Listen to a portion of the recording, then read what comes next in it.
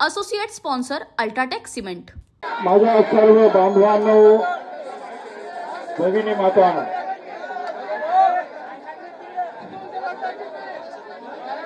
आज इथं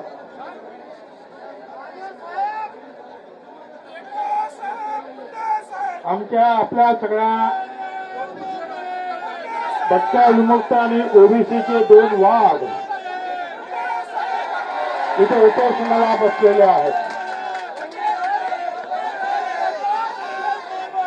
10 दिवस झालेले आहेत।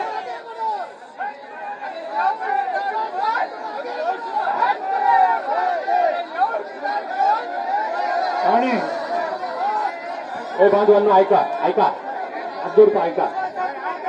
2-3 वेळेला आमचे काही सहकारी मंत्री इथे येऊन गेले आणि मग काल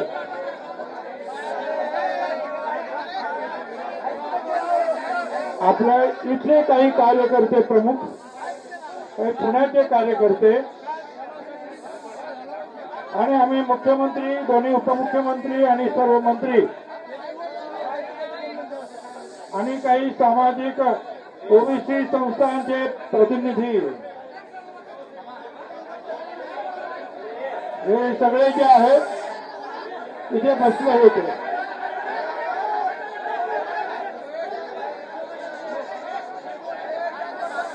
हे बघा, हे जे प्रेसवाले आहेत, मीडियावाले, त्यांना त्रास देऊ नका, कारण तुम्ही काय बोलता आहात हे सगळ्या हिंदुस्थानभर नेण्याचं काम ही मंडळी करणार आहे।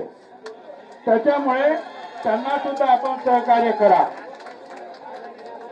आणि काल ज्याप्रमाणे ती मीटिंग झाली, सभा झाली, त्याला अनुसरून मुख्यमंत्री आणि उपमुख्यमंत्री। हाँ शुक्ला जी, भिजवाना सिर्फ अल्ट्राटेक ही। मान गया बेटा, पर अल्ट्राटेक ही क्यों? आप ही ने तो कहा था कि घर जिंदगी में सिर्फ एक ही बार बनता है।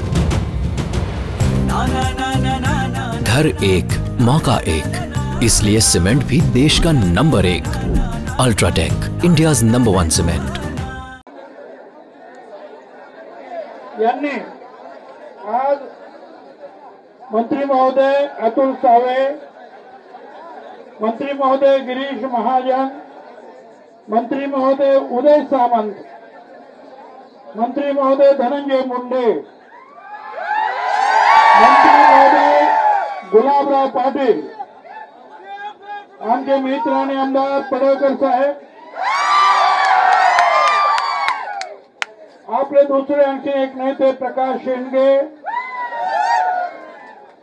डॉक्टर महात्मे, माजी खासदार आणि माजी खासदार समीर भुजबळ, हे सर्व मंडळीचे अनेक कार्यकर्ते जे आहेत आज इथे त्या मंत्रिमंडळामध्ये मुख्यमंत्री आणि उपमुख्यमंत्री यांच्यासोबत जी चर्चा झाली त्यानुसार आपल्याला भेटायला आणि इथे जे लक्ष्मणराव हाके आणि नवनाथ वाघमारे हे आमचे 2 सहकारी उपोषणाला बसलेले आहे, त्यांना भेटण्यासाठी इथे खास त्यांनी आम्हाला पाठवलं।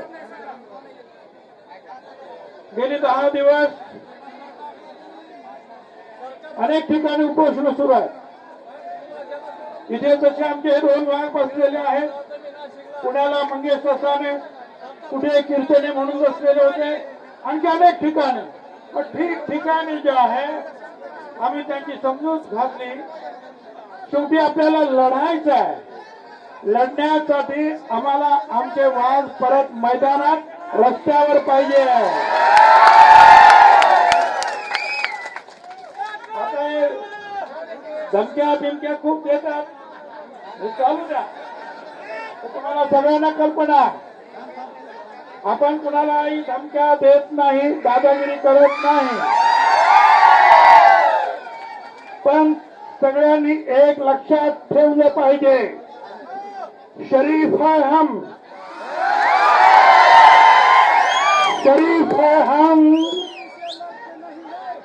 किसी से लड़ते नहीं हैं। जमाना जानता है हम किसी के बाप से भी डरते नहीं।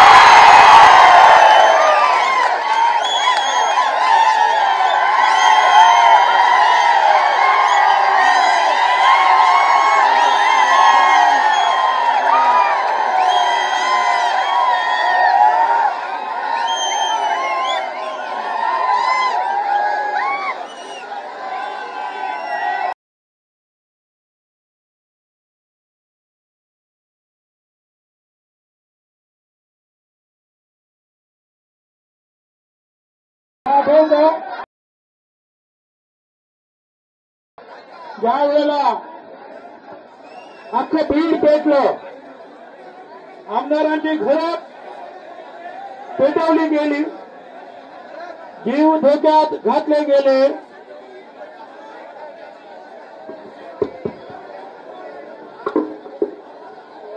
लहान मुलाबाळांचे जीव धोक्यात घातले गेले, ते कसे वाचवले गेले हे आपण इथे ज्या मिटिंग झाल्या, ज्या रॅली झाल्या, बीडला रॅली झाली त्याच्यामध्ये मी सांगितलेलं आहे. हॉटेलं जाळण्यात आली, पक्षाची कार्यालय जाळण्यात आली, शिक्षण संस्थांची कार्यालय जाळण्यात आली,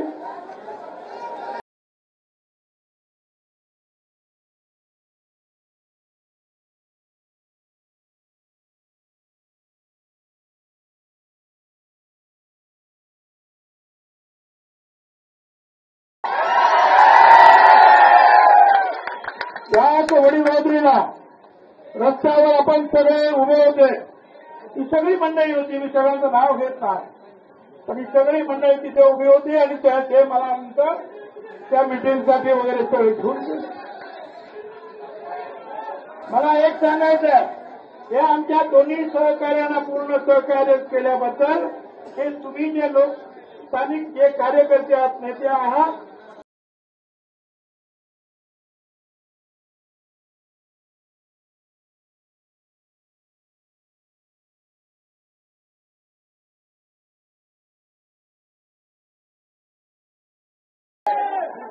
धीर दिलेला आहे, सावरलेला आहे, मजबुतीनं त्यांच्या पाठीमागे उभे राहिलेले आहे.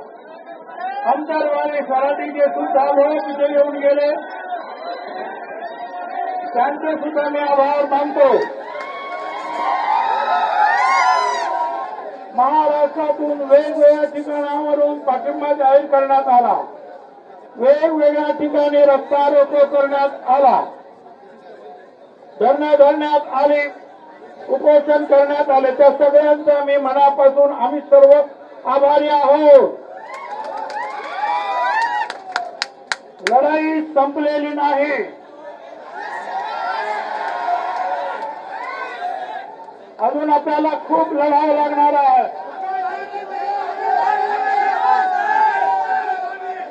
मला कल्पना आहे निवडणुकीच्या अगोदर सुद्धा आणि निवडणुकीच्या नंतर सुद्धा गावागावातील लहान समाजांच्या घरावर हल्ले करण्यात आले, घरं जाळण्यात आली, मारपीट करण्यात आली. अनेक वेळा पोलिसांनी सुद्धा त्यांच्याकडे डोळे झाक केले. हे सगळं पाहून जीव जाळत होता, तडफडत होता. रॅली चालू होत्या,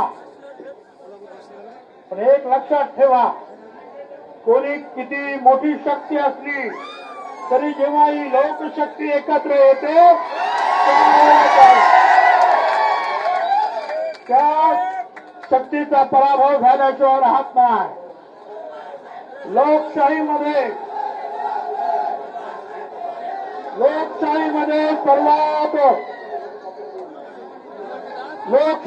सर्वात श्रेष्ठ आहे ती धनशक्ती किंवा इतर कुठली शक्ती नाही, तर ही लोकशक्ती जी आहे ही सर्वात श्रेष्ठ आहे. आज आम्ही काय मागतो आहोत? आम्ही काही मागत नाही. आम्ही सांगतो आमचं आरक्षण आमच्या ताटातलं कसं राहू द्या, त्यांच्यासाठी दुसरं ताट द्या, दुसरे त्यांना काय द्यायचं त्यांना द्या, आम्ही त्यांना पाठिंबा देतो. आम्ही त्यांना पाठिंबा दिला. वेगळं आरक्षण आम्ही त्यांना सांगितलं घ्या.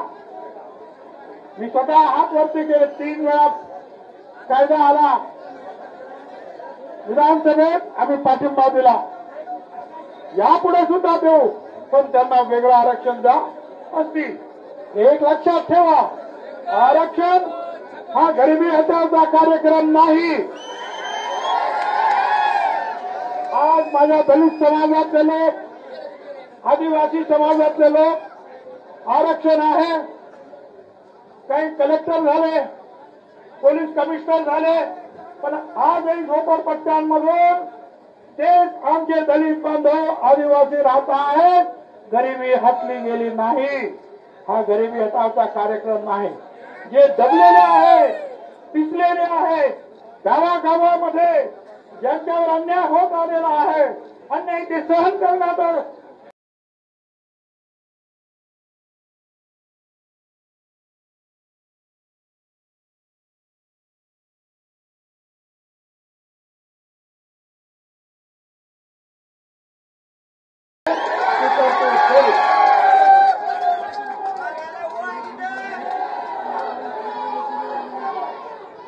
महात्मा ज्योतिराव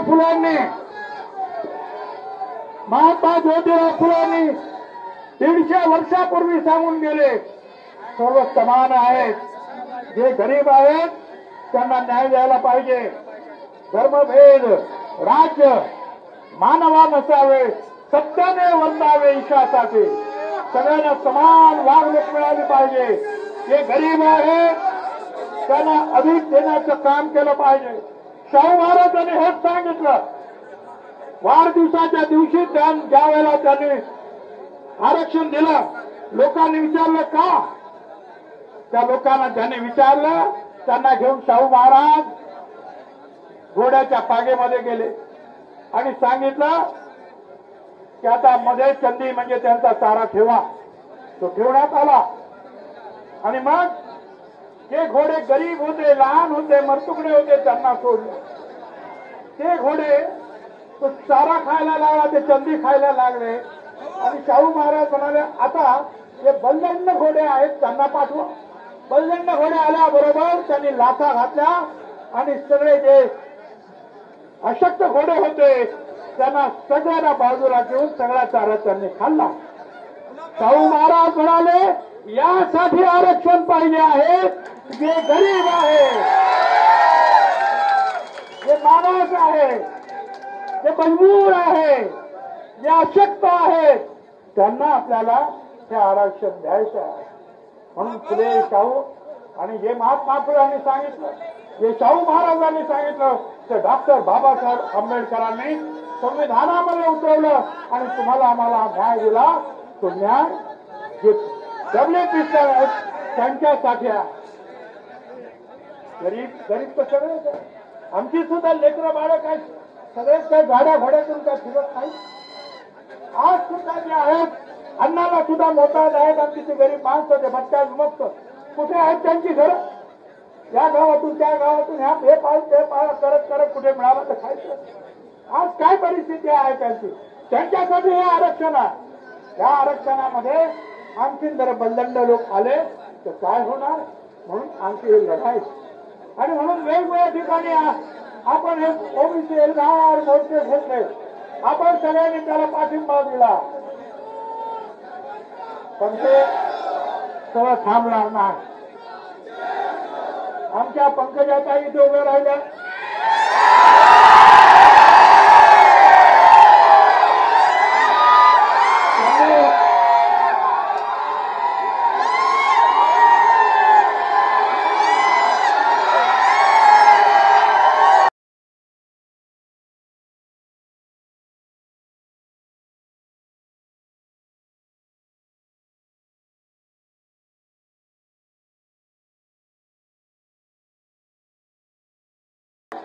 कोणाची त्यांनी सांगितलं की समाजामध्ये तेढ नको.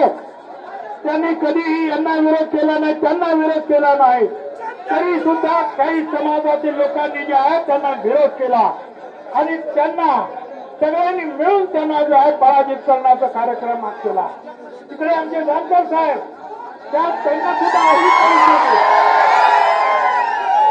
म्हणजे आम्ही लोकसभेत जायचं नाही, आम्ही विधानसभेत जायचं नाही, आम्ही अधिकार क्षेत्रामध्ये तुमचे 10 तुमचे 20 असतील तर आमचं एक सुद्धा नको आहे. आणि हे जर चालू राहिलं तर देशामध्ये आम्हाला विधानसभेत आणि लोकसभेत सुद्धा आम्हाला ओबीसीला आरक्षण पाहिजे. ही मागणी तुम्हाला करावी लागेल, आम्हाला करावं लागेल, ते लढायला लागेल. म्हणून मी सांगितलं की लढाई संपलेली नाही, सुरुवात आहे. आपल्याला हा बनवा, आपल्या हक्काचा पेटवावाच लागेल. घरी बसून चालणार नाही, अडचणीला तोंड द्यावं लागेल. आणि एक लक्षात ठेवा, कुणी असं म्हणेल की आज आम्ही एवढे आहोत आणि हे सगळे मिळून यांना सगळ्यांना आम्ही घालू. शासनामध्ये आम्ही जास्त आहोत, लोकसभेत आम्ही जास्त आहोत. माझी त्यांना विनंती आहे, हा गैरसमज कृपया काढून टाका. जोरो जुल्मों से तय नहीं होते सियासत के फैसले. दादागिरी ने जोरो जुल्म से तय नहीं होते सियासत के फैसले. ये तो उड़ान तय करेगी कि आसमान किसका है. हम लड़ेंगे, साथ साथ लड़ेंगे, पीछे नहीं हटेंगे. आता या सगळ्यामध्ये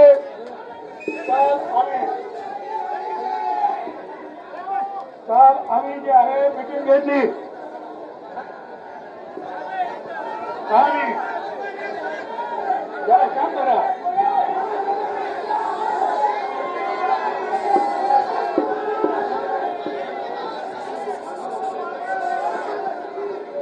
आम्ही काल जे बसलो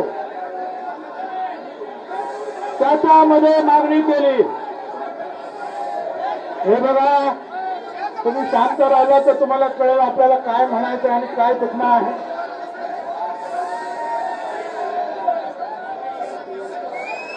आम्ही मागणी केली या देशामध्ये, या महाराष्ट्र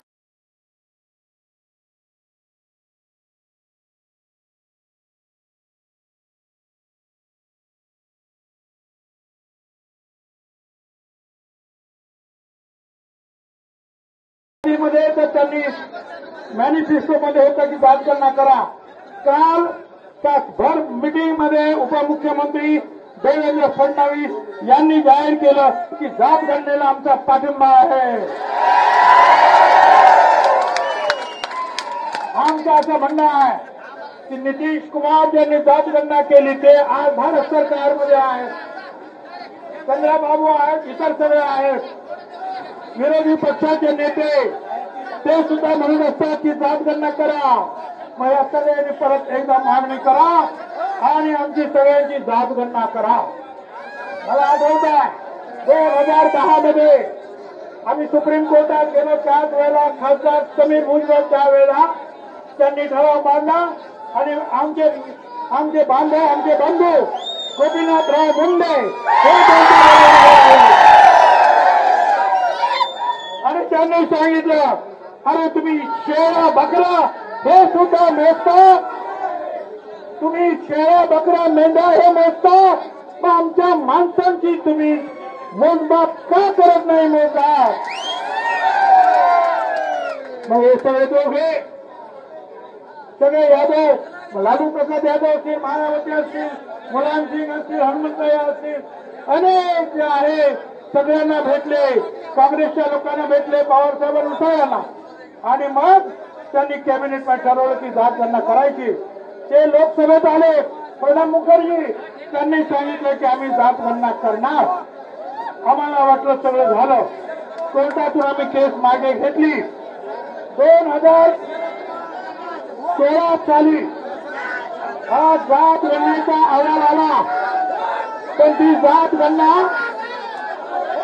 गावातली जात गणना ग्रामविकास खात्यानं केली, शहरातली जात गणना नगरविकास खात्यानं केली आणि तो सगळा रिपोर्ट आला. जेटली साहेब म्हणाले त्यावेळेला की ओबीसीची हालत फार खराब आहे, त्यांना त्यांच्यासाठी फंड दिले पाहिजे, मदत केली पाहिजे, त्यांच्या महिलांना मदत केली पाहिजे, मुलाबाळांना मदत केली पाहिजे. फार गरीब आहेत, फार अडचणीत आहेत, मागासवर्गीय आहेत, गावागावामध्ये त्यांना खाली पाहावं लागते. पण त्यांनी आकडा जाहीर केला नाही की आम्ही किती आहोत. आणि म्हणून आज आमची मागणी आहे की आमची जात गणना करा, आम्ही किती आहोत ते मोजा आणि मग सांगा की किती. तुम्हाला प्रत्येक वेळेला आम्हाला काही पाहिजे असलं की कोर्टात जातात, कोर्ट आम्हाला विचारतो तुम्ही किती आहात. आम्ही सांगतो अरे 31 साली जी काही जनगणना झाली, जातगणना ब्रिटिशांनी केली, त्यावेळेला या देशामध्ये आम्ही 54% होतो. आता सुद्धा आम्ही 54% असू, नाही 55% असू. पण तुम्ही आम्हाला एकदम 20%, 10%, 25% कसं काय म्हणता. बिहारने जातगणना केली, 63% ओबीसी निघाले, 63%. करा जातगणना, आमचा अधिकार, आमचा हक्क, आम्हाला दुसरं काही नाही. आमच्या मुलाबाळांचा, आमची पण लेकरं गरीब आहे, अरे शिकू द्या ना त्यांना.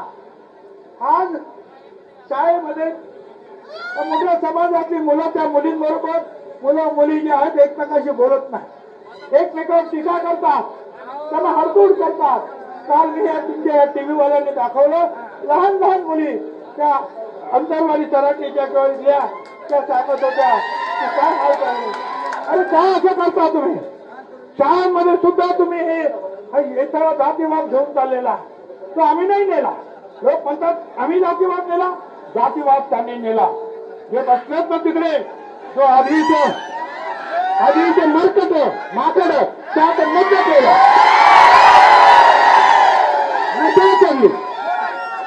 मशा चढली त्यांना ह्या सगळ्या लोकांची. आणि त्यांनी पाहिलं रे वा माझ्यासाठी 2 लाख येतात, 5 लाख येतात, 10 लाख येतात. डोकं सगळं माहित नाही. काल हाके साहेबांनी सांगितलं, हाकेंनी अहो त्याला काही कळतच नाही. खरं आहे. तो बीडला आला, बीडला म्हणतो अरे ही तर ओपनची जागा आहे लोकसभेची, मग या पंचायत ताई या ओपनवर कशा काय उभ्या राहिल्या. ते नाशिकला आले, नाशिकला माझ्या नावाची चर्चा चालू होती. अरे इथं ओपनची जागा आहे, मग भुजबळ ओबीसी आमच्या इथे कसे काही लढणार. त्याला हेच माहिती नाही का विधानसभेत लोकसभेमध्ये आरक्षण आम्हाला नाही. कशाची माहिती नाही, आरक्षण कशाला पाहिजे माहित नाही, कुठे कुठे आरक्षण काय आहे ते माहित नाही. आरक्षणाने एका दिवसामध्ये त्यांना बरं बँकेवर एंट्रीचं काम सुरू केलं. हे शांत राहा, इकडे हा. आता पोलिसांना मला सांगावं लागेल, शांत राहा.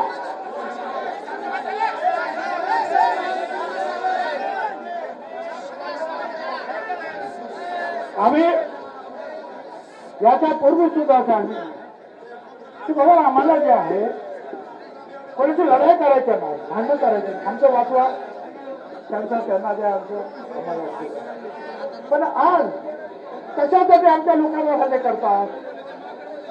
एखाद्या ग्रामपंचायतीमध्ये मतदान केलं नाही म्हणून घरं जाळली जातात, नागरिक बांधवांची, कुंभार बांधवांची घरं जाळली जात आहेत. अरे काय आहे, आम्ही मतदान करायचं नाही का कुणाला. तुम्ही सांगा तेच करायचं का. ही दादागिरी थांबणार आहे की नाही. ती दादागिरी थांबवा. आणि यापुढं मला तुम्हाला सांगायचं, तुम्ही सगळे एकत्र राहिलात तर तुमचं आरक्षण टिकेल.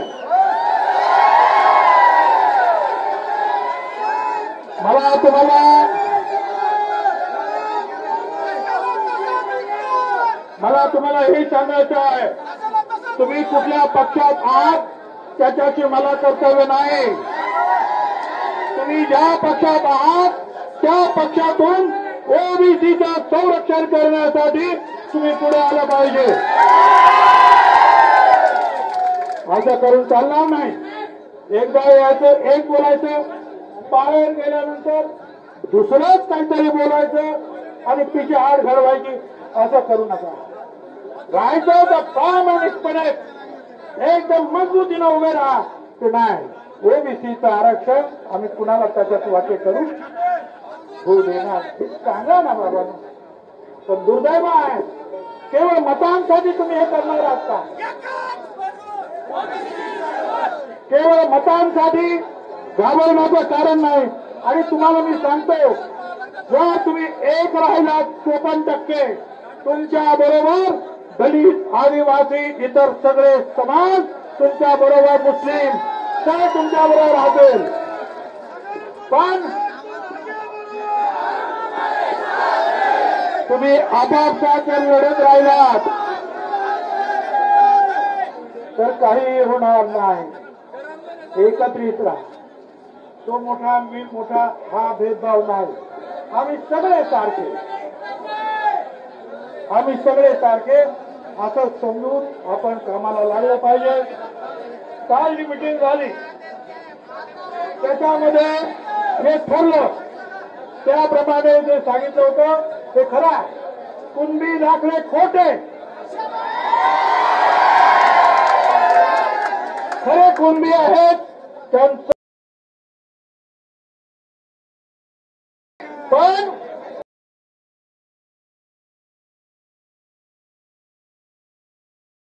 तेलंगणाचे तपास मग मराठवाड्यातल्या सगळ्यांना द्या, मग महाराष्ट्रातल्या सगळ्यांना द्या, मग सगळ्या सोयऱ्यांना द्या. हे लांबतच चाललंय.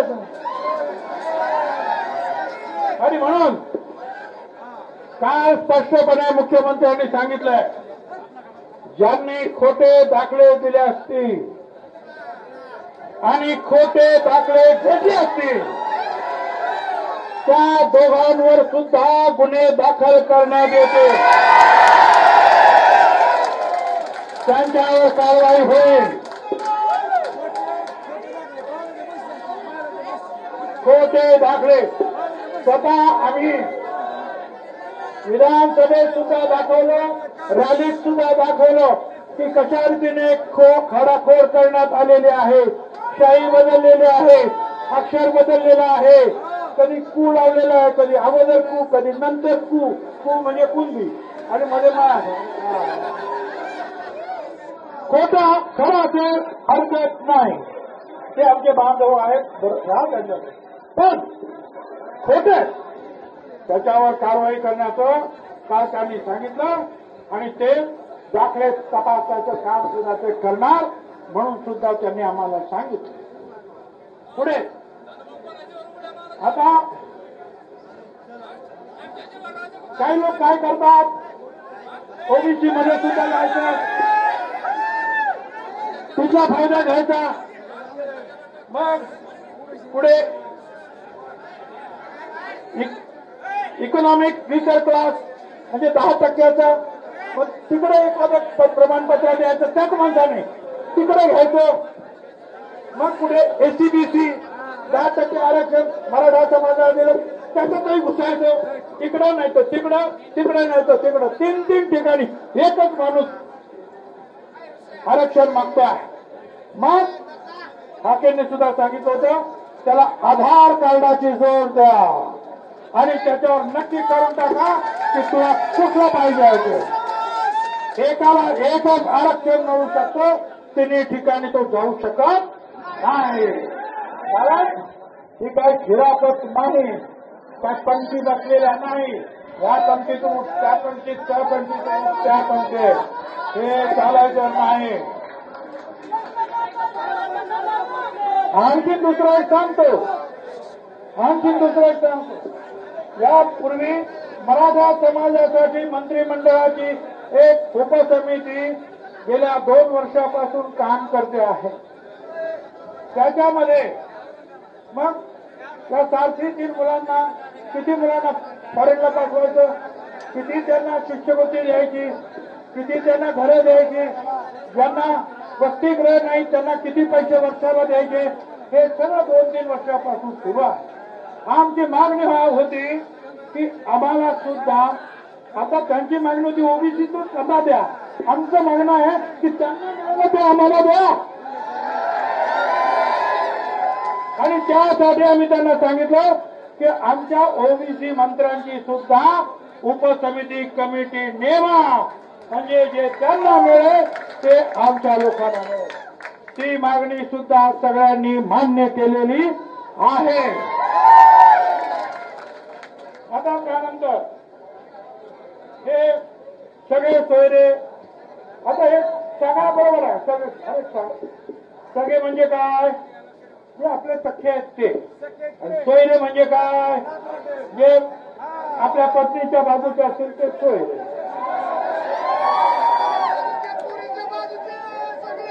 त्याचं म्हणणं सगळे सोयरे, त्यांना ठेकाला मिळालं का सगळे सोयरे. मग त्या सगळ्याचे वडिलांचे वडील, त्या वडिलांचं लग्न दुसऱ्याबरोबर झालेलं आहे, ते पण घ्या, हे पण घ्या. आज सुद्धा आमचा शेड्यूल ट्राईब, आमचा शेड्यूल कास्ट, आमचा ओबीसी, त्याला प्रमाणपत्र हवं असेल तर 4-4, 5-5 महिने जातात. हे घेऊन ये, तो पुरावा आण, तो पुरावा आण.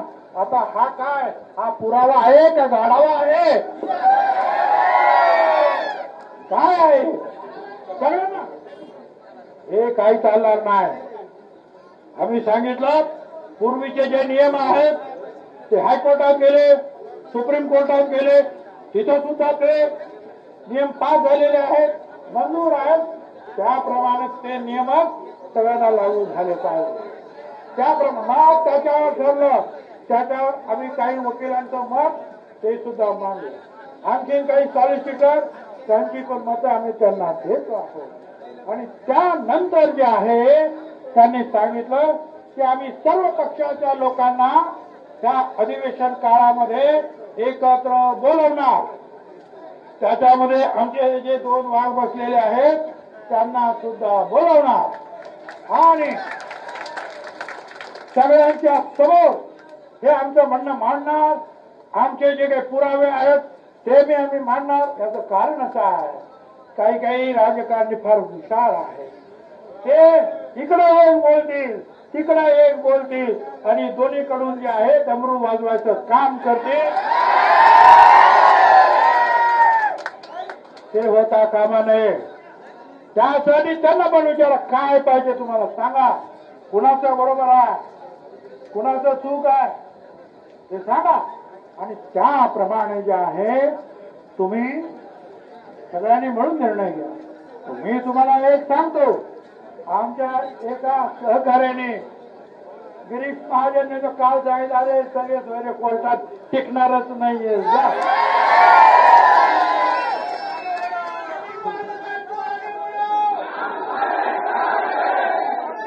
आनंद आहे आपल्या ओबीसीच्या लढाईमध्ये. आता आमचे अनेक सहकारी जे आहेत तुमचे आमचे हात बळकट करण्यासाठी सज्ज झालेला आहे. आता घाबरायचं नाही, मागे करायचं नाही. आता एकच सांगतो, अब जंग लगी तलवार, जंग लगी तलवार पर अब धार लगानी होगी. कुछ लोग अपने औकात भूल गए, शायद अपनी याद उन्हें दिलानी होगी. औकातीमध्ये राहा बेटा.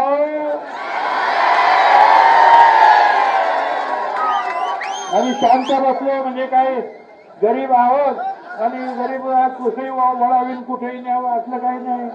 ते जनावर नाही, ते माकड म्हणताय त्या भुजबळाला जनावरांचं इंजेक्शन द्या, गोळ्या. अरे तुला काय बोलावं हे सुद्धा कळत नाही. टीका करायची तर काय टीका करायची हे सुद्धा कळत नाही. याच्या पुढे तर आता मी त्याला बोलण्याऐवजी त्या लक्ष्मण हाके बरोबर त्यांनी चर्चा करावी नाही माझ्याकडे.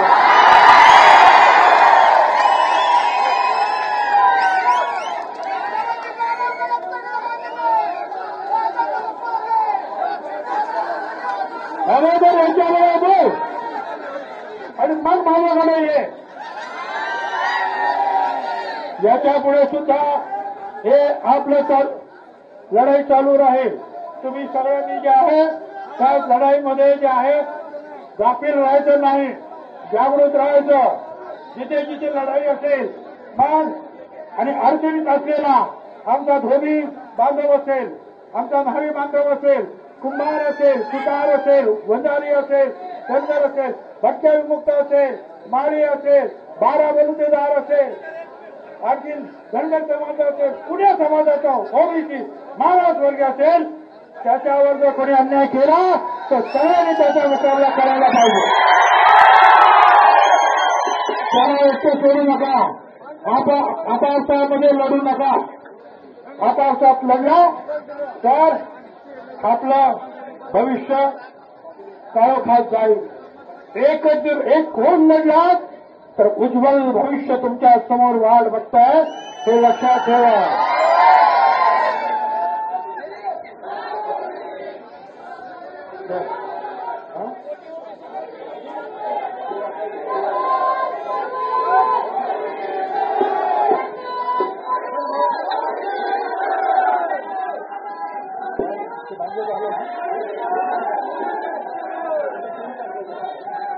आता मंत्रालयातून सुद्धा जे आमचं ठरलं काल त्याप्रमाणे जे भांगे की जे आतापर्यंत वेगवेगळ्या मार्फत आम्ही त्यांना करतो आहोत. धन्यवाद. जय हिंद, जय महाराष्ट्र, जय योगी, जय गांधी, जय OBC. Associate sponsor UltraTech cement.